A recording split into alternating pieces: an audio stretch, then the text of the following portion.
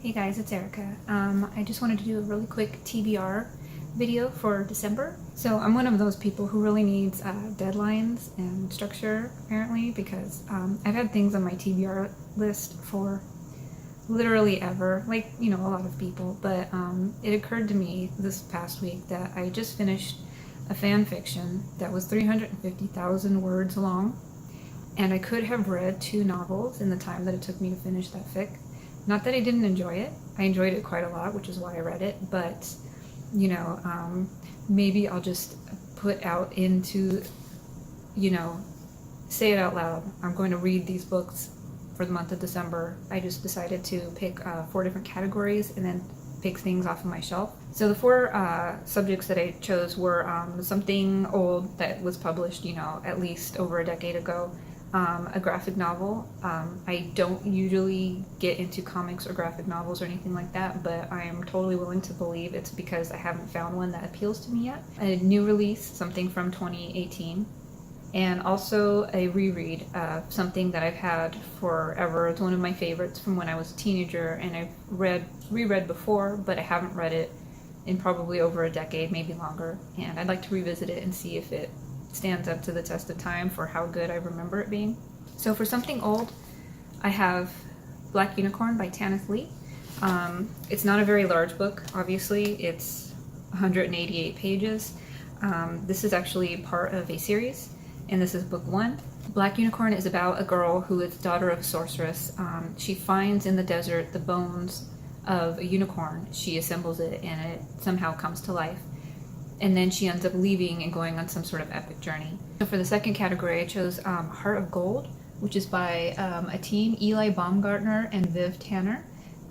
This is tagged as being LGBT romantic mystery / drama. It caught my eye because somebody on Twitter had reposted something of the artwork, and it's just gorgeous. It appears to be about basically 2 men. It's set in the 1980s, and there is a priest who is claiming to be able to heal ailments at Mass, and then there's another man who has been going to Mass who wants to be healed. He's having failing eyesight. Some sort of relationship develops from there. For the third category, a new release, I chose An Absolutely Remarkable Thing by Hank Green.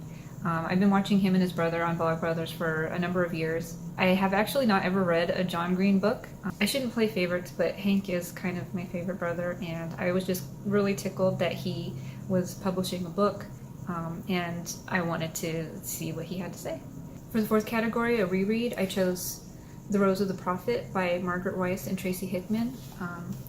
As you can see, this is an old and well-loved book. I bought this from a used bookstore in the 90s sometime. You can tell it's old because the price on it is $4.50 US. So this is a trilogy. The first book is called The Will of the Wanderer. I was gonna give the first one a read before I committed to rereading the entire trilogy. Basically, there's 20 gods in this world, and there is a delicate balance of power among the 20 gods.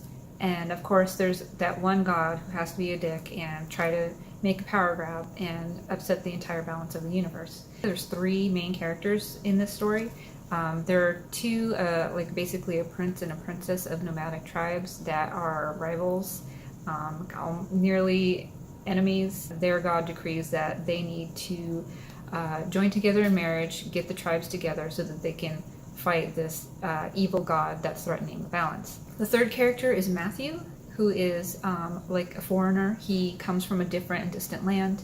From what I can remember of the story, he is not gender ambiguous, but maybe gender indifferent. Definitely a queer character, which I didn't run across a lot in the 90s when I was reading fantasy novels, or else it wasn't as explicitly stated. I really liked his character when I was younger.